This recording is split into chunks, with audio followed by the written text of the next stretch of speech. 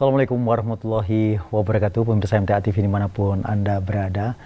Alhamdulillahirrabbilalamin. Puji syukur kita aturkan kehadirat Allah Subhanahu wa Ta'ala. Hari ini kita bersua lagi di acara yang akan mempersembahkan perjalanan manusia menyongsong atau menyambut karunia hidayah dari Sang Khalik. Sholawat serta salam semoga tercurah kepada manusia maksum yang menjadi uswah kita, Rasulullah Muhammad SAW, beserta para keluarga, para sahabat, dan para pengikut dan penegak sunnah-sunnahnya. Semoga itu adalah termasuk kita semuanya. Amin.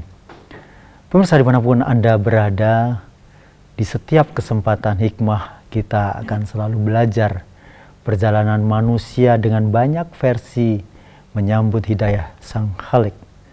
Dan bagaimana seseorang mendapatkan hidayah, dia bisa mengerti atau mendapatkan hidayah karena penyampaian seseorang melalui mimbar, di mana orang berceramah, kemudian tausiah, maka disampaikan ayat-ayat Allah dan di sana terbuka hatinya. Ada orang melalui suara anaknya, karena merasa bahwa putranya yang dulu semula dia kesampingkan karena seseorang anak yang berkebutuhan khusus, namun justru semakin hari semakin mengerti bahwa karunia dengan anak yang berkebutuhan khusus atau beda dari yang lainnya ini pun juga membuka hidayah dari sang orang tua. Tapi kali ini seseorang yang merasa dulunya seruan atau tausiah atau pengajian yang disiarkan melalui media sangat-sangat dia tidak sukai, bahkan dia musuhi. Tapi dengan itu pula Allah memberikan satu masukan atau mengetuk kata hatinya, dan dia akhirnya merengkuh hidayah tersebut. Seseorang yang hadir melalui Zoom yang berada di Purworejo kali ini. Kita sapa beliau Bapak Sunardi. Assalamualaikum warahmatullahi wabarakatuh, Pak Sunardi. Waalaikumsalam warahmatullahi wabarakatuh. Ya, bagaimana Pak Sunardi kabarnya, sehat?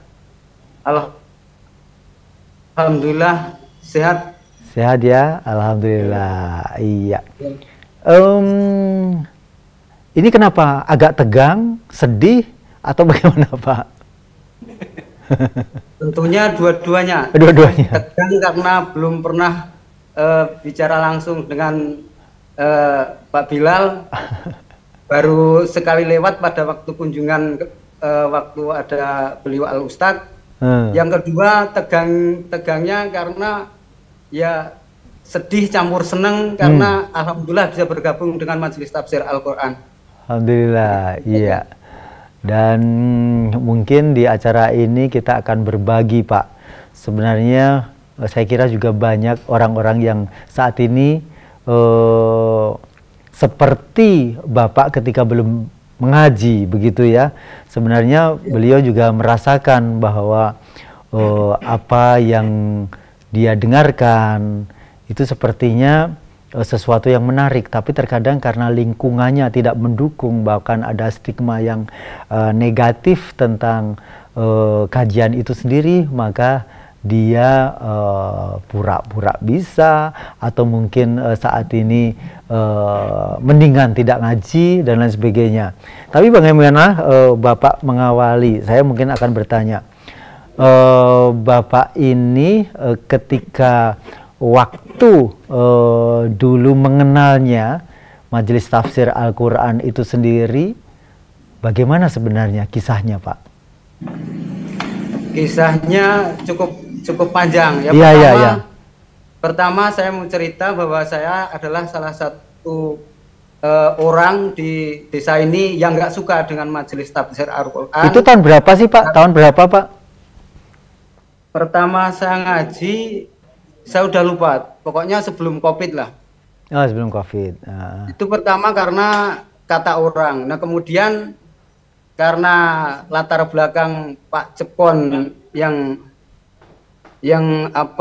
mendirikan Majelis Tafsir Al-Quran itu adalah Pak Cepon, sedangkan dulunya saya nggak suka dengan yang namanya klinik jimat, saya nggak suka. Pak Cepon itu sudah banyak banget, itulah yang saya nggak suka. Akan tapi di sisi lain beliau yang mendirikan adalah almarhum Bapak Trioso, Allahumma firal warhamhu, itu saya juga berteman lama, jadi dari beliau itu bisa bertitik balik bahwa beliau itu dulu orang yang jujur, orang yang ramah dan lain sebagainya, maka ada suatu pertimbangan. Akan tapi saya sudah memvonis bahwa Majelis Tafsir Al-Quran itu suatu ajaran yang nggak benar, itu karena kata orang, dan saya belum sempat ini tabayun, hanya langsung memonis bahwa Majelis Tafsir Al-Quran itu nggak benar gitu. Ya. Sebentar Pak. Pak Nardi sendiri mengatakan bahwa itu kata orang. Kata orang sendiri apa sih yang disampaikan waktu itu? Pada waktu itu saya menanyakan bahwa di sebelahnya pondok kok ada pengajian, karena orang bilang itu pengajian yang nggak umum, karena umumnya kan umumnya orang kan seperti yang dilakukan kebanyakan orang, tapi kan Majelis Tafsir Al-Quran sendiri itu kan nggak seperti itu. Nah, kemudian saya langsung memvonis bahwa itu nggak benar gitu aja, langsung gitu. Iya. Oh, ya. Jadi karena Majelis Tafsir itu tidak selalu sama dengan orang yang biasanya mereka lakukan, begitu ya Pak ya? Betul. Ya, dan itu menjadikan dasar Bapak juga merasa, oh ya pantas orang seperti ini adalah sesuatu yang patutnya dijauhi atau dihindari untuk bisa berdekatan, begitu ya Pak ya? Ya. Nah, kemudian seiringnya berjalannya waktu, karena aktivitas saya di pinggir pantai, saya merasa sepi. Dengan niat kalau saya beli radio kan bisa mendengarkan wayang atau campur sari. Tapi alhamdulillah yang saya dapat gelombang Wonosobo, Kusuma FM itu siaran ulang pengajian jihad pagi oleh almarhum Al-Ustadz Ahmad Sukino almarhum, Allahumma firal warhamu. Kemudian saya itu merasa bingung, gelisah, karena ya penyampaiannya itu langsung menghantam dada saya, karena amalannya saya itu nggak seperti yang disampaikan oleh beliau. Jadi saya di situ bimbang. Kemudian saya ikuti sampai 6 bulan. Sampai 6 bulan saya meyakinkan bahwa inilah yang benar adalah MTA. Maka oleh karena itu dulu waktu saya langsung ngaji di MTA, yang saya temui pertama adalah Pak Cepon, Pak Poniran. Saya langsung minta maaf. Gitu. Ya. Itu yang karena merasa bersalah ya. Bersalah dengan beliau. Dan waktu itu yang justru menjadikan Pak Nardi ini tidak suka karena Pak Cepon dulunya biangnya jimat, begitu ya Pak ya? Jimat itu. Padahal Pak Nardi ini sudah benar ini ya, orang yang tidak suka jimat, begitu ya Pak ya? Dari dulu alhamdulillah enggak. Oh, berarti dulu sempat ada berseberangan antara antara Pak Cepon dengan Pak Nardi ini, karena beliau Pak Cepon pasti juga mempertahankan jimat-jimatnya, begitu? Ya enggak, tapi memang saya enggak senang dari dulu, walaupun sebetulnya saya juga berteman dengan Pak Cepon pada waktu itu, walaupun selisih umur sekitar 4 tahun, tapi karena saya nikahnya agak tua, saya sempat berteman dengan Pak Cepon, bahkan dulu pernah tukaran baju, maksudnya ganti baju juga. Bajunya gantian itu juga pernah, itu saya alami seperti itu, karena ya saya nggak bisa beli, kemudian saya pengen ganti gitu. Jadi sudah berteman dengan Pak Cepon. Oh iya. Tapi Pak Cepon sendiri dengan Pak Nardi apakah merasa bahwa dia dimusuhi, Pak? Tidak disukai oleh Pak Nardi? Enggak, karena sikap saya itu masa bodoh dengan Pak Cepon kalau mau seperti ini, dan kalau saya nggak suka ya nggak suka aja gitu. Oh begitu. Ya. Ya. Baik Pak. Kemudian dalam perjalanannya ketika mendengarkan radio itu, mulai di mana Bapak merasakan ketertarikan itu? Jadi apakah ada ayat atau penyampaian yang di sana mengetuk hati Pak Nardi ini sehingga mulai tergugah begitu? Tentu saja ini mungkin karena apa ya?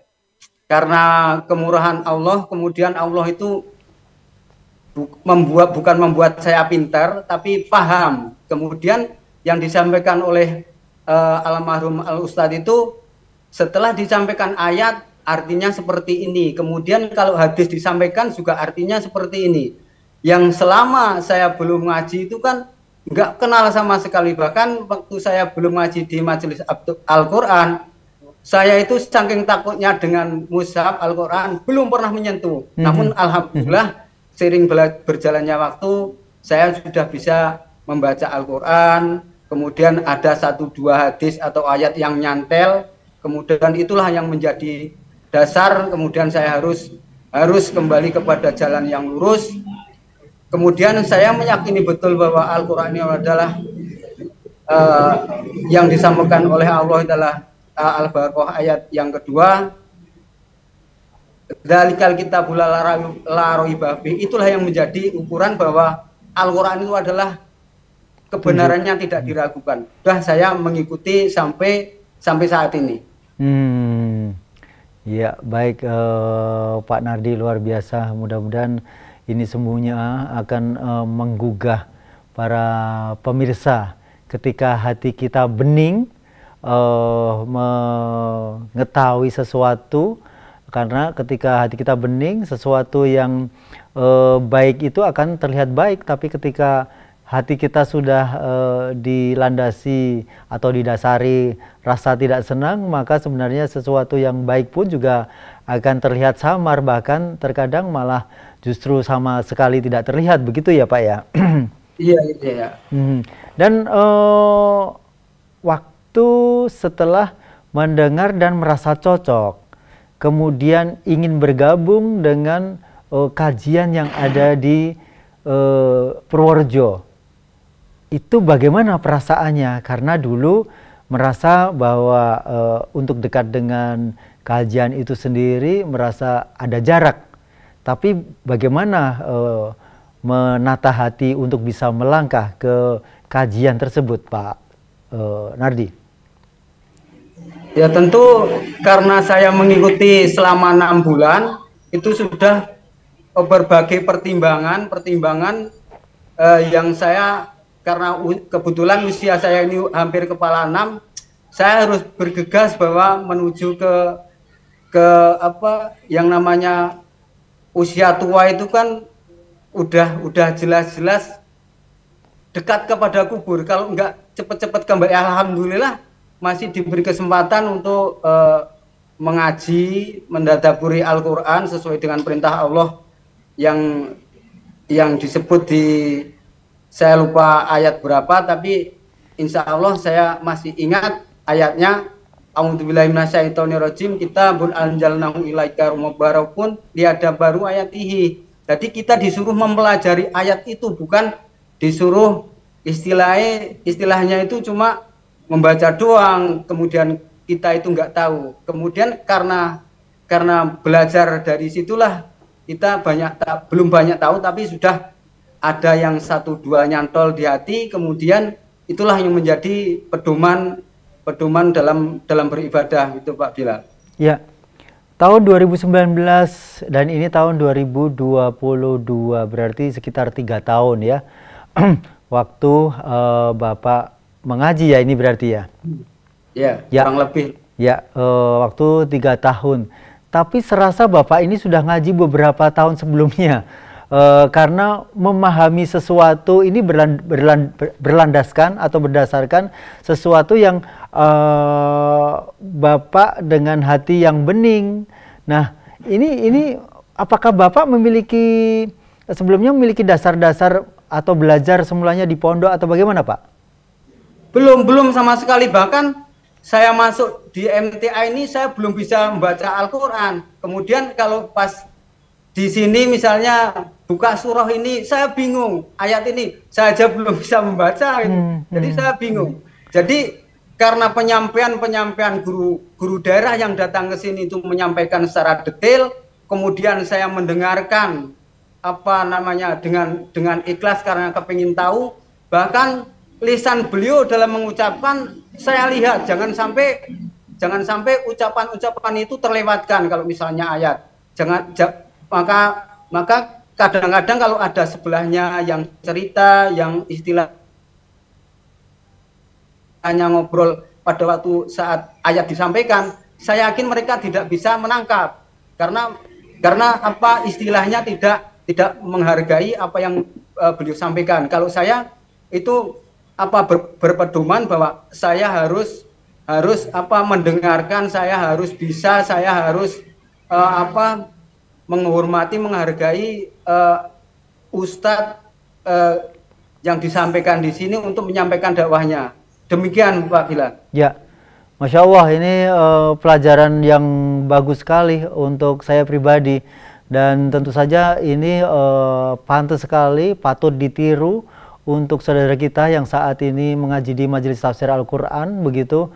Hal ini luar biasa, begitu, ketika kita menyimak sebuah kajian, di sana ustadznya menyampaikan, kita harus takzim, mendengarkan, menyimak, mencatat, dan lain sebagainya. Dan ini sudah Bapak lakukan dan merasa bahwa meskipun Bapak merasa baru beberapa tahun, baru 2 tahun begitu atau 3 tahun ini, tapi hasilnya Bapak bahkan sekarang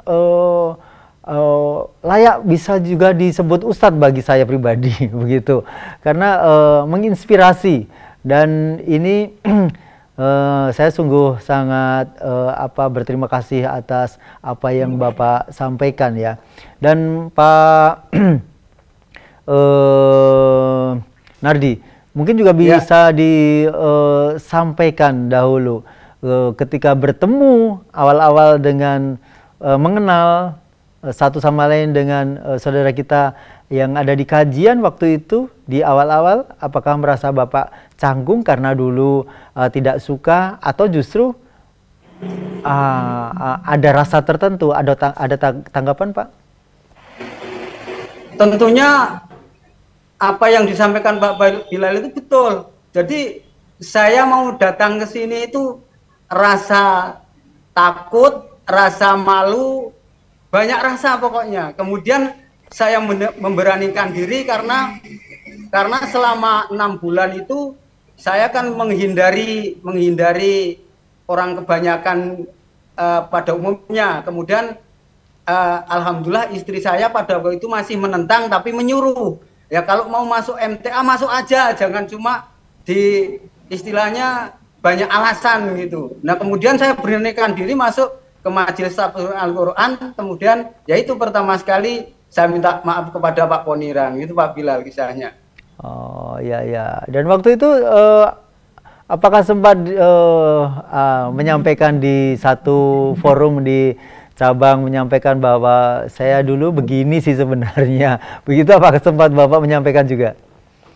Belum pernah. Oh berarti, berarti siang hari ini ya teman-teman Purworejo pada lihat ya.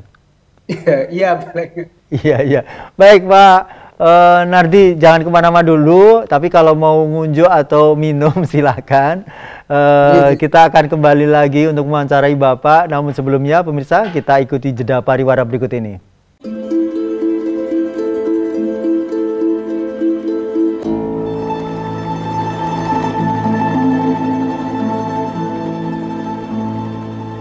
Baik pemirsa, dimanapun Anda berada, Anda masih menyimak sajian hikmah untuk siang hari ini. dan kita masih terhubung dengan saudara kita yang di Purworejo, Bapak Sunardi. Pak Sunardi, masih tersambung ya ini ya? Masih. Iya, sudah sempat minum ini? Sudah, cukup. Cukup. Iya, baik Pak Sunardi. Tadi sempat disampaikan oleh Ibu bahwa kalau ingin masuk, ya silahkan masuk saja Pak, begitu. Apakah sebenarnya Ibu sendiri waktu itu juga ada ketertarikan tentang mengaji ini, atau beliau sebenarnya juga tidak suka seperti Bapak?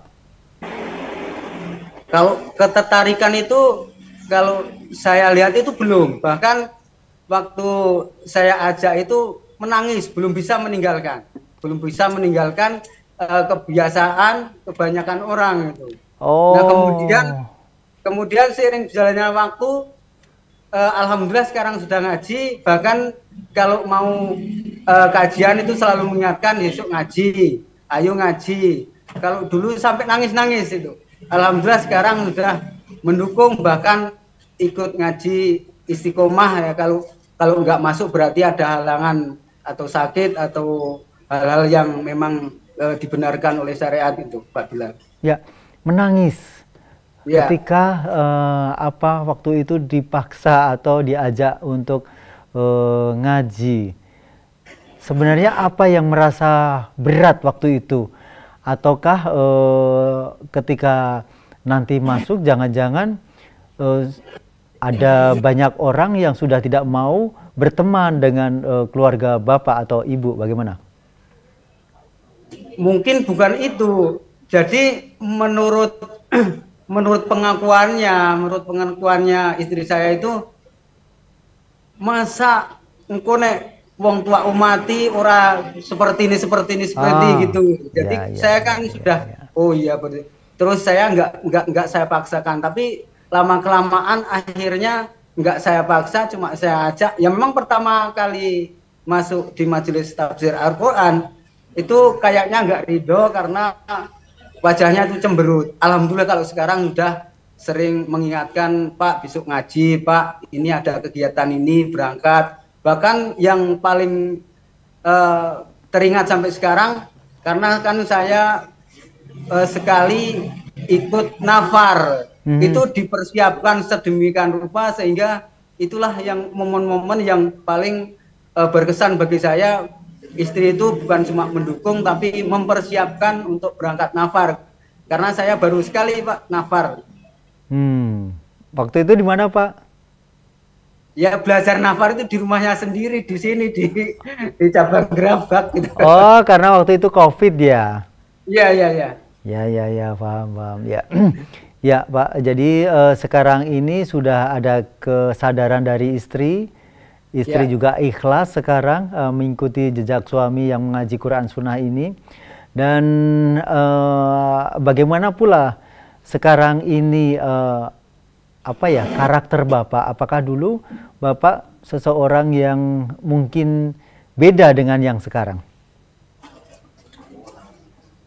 Tentu kalau saya secara pribadi itu ya fun-fun aja, santai aja, karena semua yang saya jalankan itu atas dasar Al-Quran dan Hadis.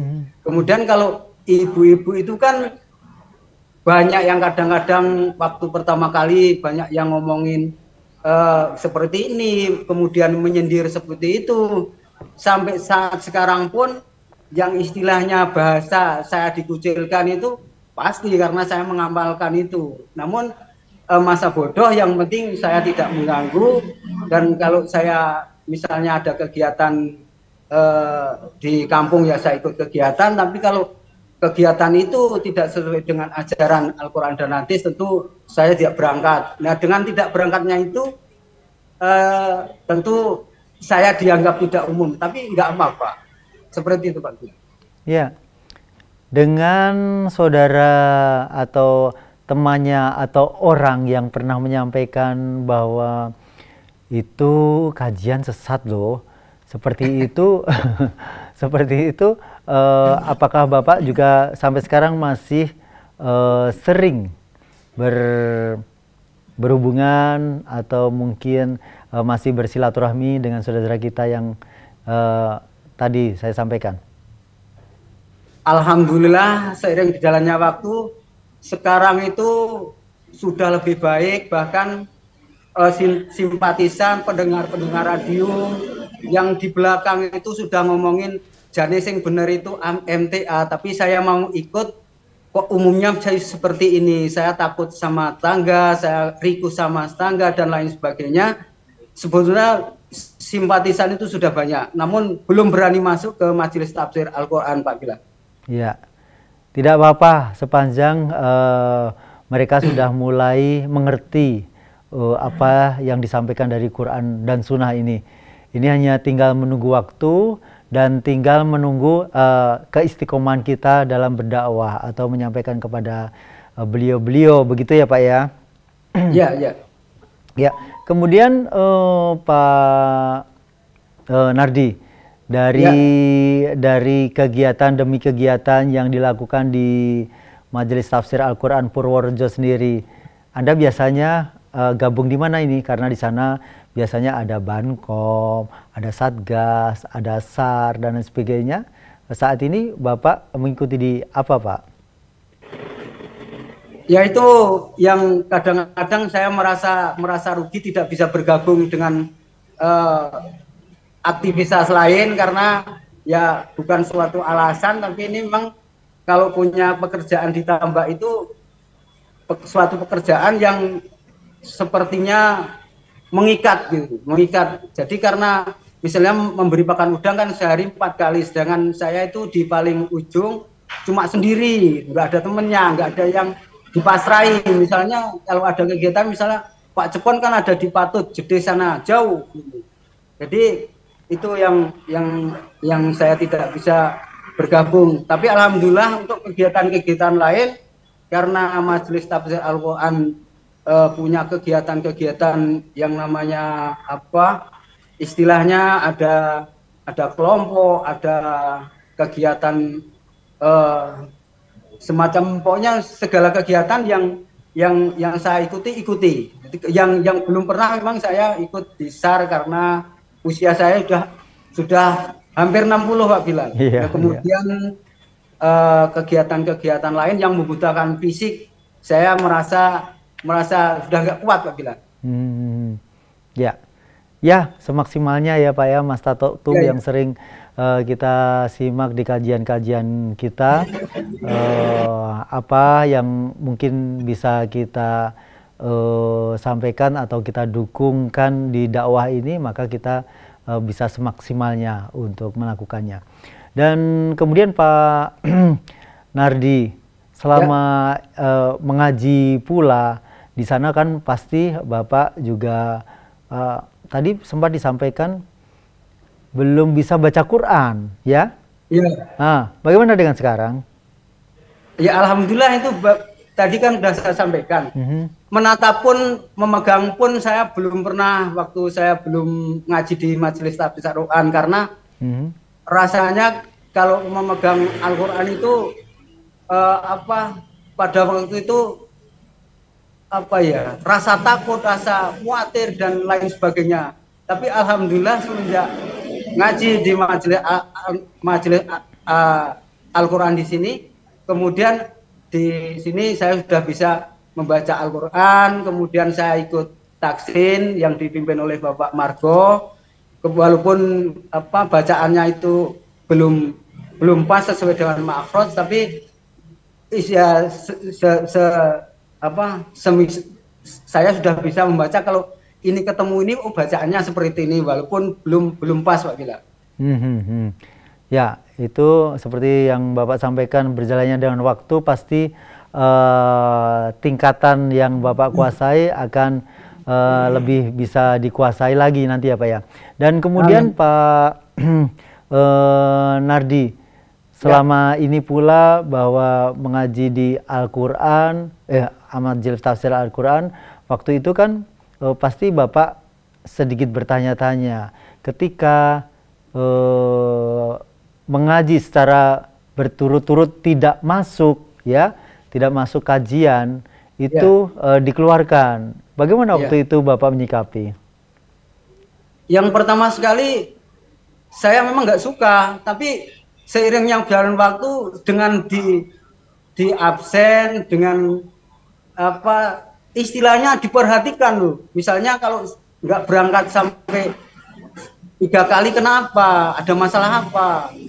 Karena waktu waktu pertama dulu orang itu memang banyak yang takut kalau di absen, kemudian istilahnya diketahui agar menjadi siswa. Tapi sekarang alhamdulillah dengan seperti itu malah terpantau oleh pimpinan di Gerabak ini. Kemudian kalau nggak ngaji kenapa? Apakah sakit? Apa kurang apa? Nah, saya salah satu orang yang pernah punya beban lah istilahnya, kemudian ditanyai kenapa kok seperti ya, kemudian pimpinan tahu, kemudian saya diringankan beban, alhamdulillah, karena apa istilahnya persaudaraan ini erat sekali karena didasari dengan Al-Quran dan Sunnah, itu memang luar biasa, Pak. Begitu Pak Bilal. Ya. Dan mungkin Bapak juga mengerti ya bahwa tidak selalu bahwa ketika tidak masuk itu menjadi catatan tertentu, tapi ketika itu uzur syar'i maka juga tetap akan bisa ya pamit dan sebagainya, misalnya sakit atau di rumah sakit atau menunggui orang tua atau keluarga yang sakit, begitu ya Pak ya? Iya. Jadi istilahnya kalau dulu mungkin beda dengan sekarang. Kalau sekarang misalnya nggak bisa berangkat, itu misalnya sakit-sakit ringan, itu saya tetap berangkat karena menuntut ilmu itu kan disampaikan oleh Rasulullah itu wajib. Jadi kalau saya nggak ikut ngaji itu rasanya itu rugi Pak Bilal. Jadi baik kegiatan-kegiatan yang sifatnya dari untuk kegiatan majelis itu saya ikuti, karena ya itu thalabul ilmi faridatun ala kulli muslim. Jadi saya merasa rugi kalau saya tidak ikut ngaji gitu Pak Bilal. Ya, Masya Allah, luar biasa ini Pak Nardi, jadi memotivasi kita anak-anak muda yang mungkin saat ini juga ketika kita berhalangan sedikit karena pilek atau batuk itu kadang-kadang ada yang merasa berat untuk mengaji, tapi justru dengan apa yang Bapak sampaikan ini jadi termotivasi. Bahkan terkadang semula hanya masuk angin, masuk ngaji malah jadi sembuh, begitu ya Pak ya? Iya, iya. Ya, terus kemudian untuk hal-hal yang lain ini, untuk apakah Bapak dulu seorang perokok?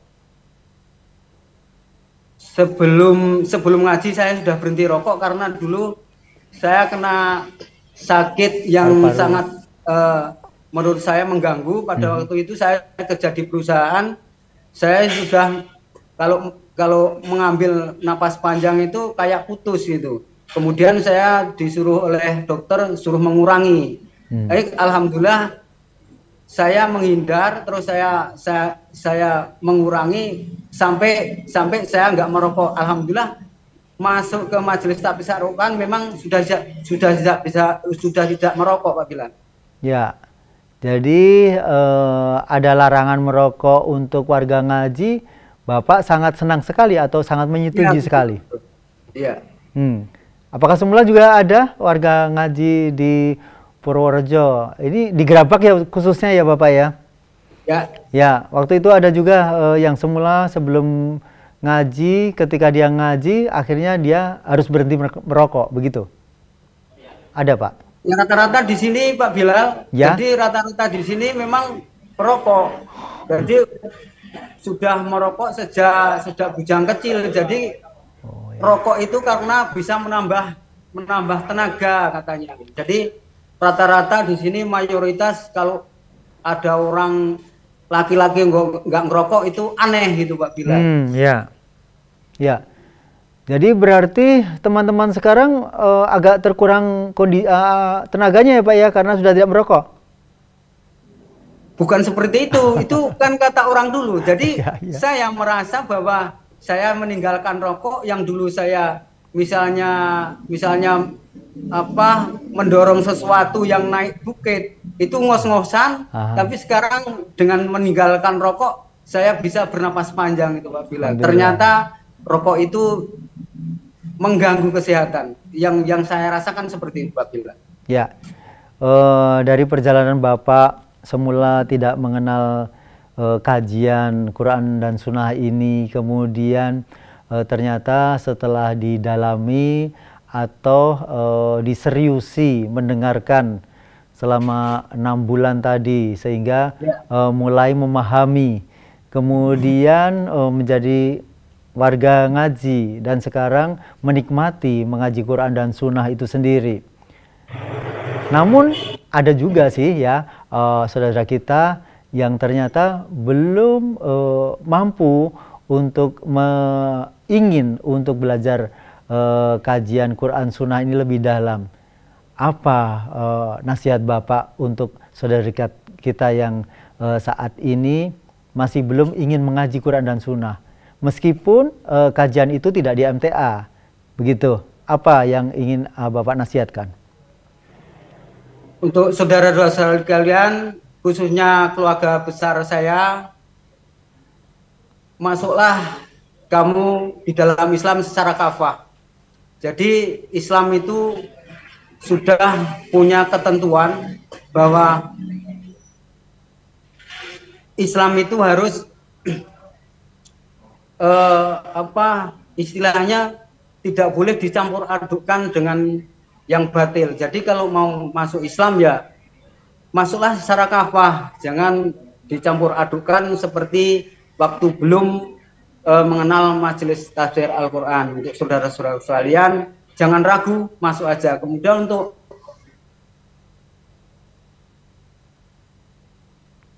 Halo Bapak, masih bisa tersambung? saudara-saudaraku di majelis tafsir Al-Quran, karena dasar kita agama Islam adalah Al-Quran. Kemudian tentu kita karena punya Rasulullah SAW, tentu yang kita ambil hadis-hadisnya yang sahih. Demikian Pak Bilal. Ya, baik, terima kasih sekali Pak Sunardi atas berbagi kisahnya yang sangat inspiratif, memotivasi kita untuk bisa menapaki apa yang sudah Bapak sampaikan tadi, yang ceritakan. Ini luar biasa, dan mudah-mudahan kami pun juga bisa istiqomah seperti Bapak, dan kami juga salam untuk saudara kita yang ada di Grabak Purworejo semuanya. Assalamualaikum warahmatullahi wabarakatuh. Waalaikumsalam warahmatullahi wabarakatuh. Baik pemirsa dimanapun Anda berada, demikian tadi sajian hikmah untuk kali ini, dan mudah-mudahan Anda bisa termotivasi seperti Bapak Sunardi di Grabak Purworejo. Saya Rudi Herfianto, mohon maaf atas segala kesalahan. Alhamdulillahirrabbilalamin. Subhanakallahumma wa bihamdika asyhadu alla ilaha illa anta astaghfiruka wa atubu ilaik.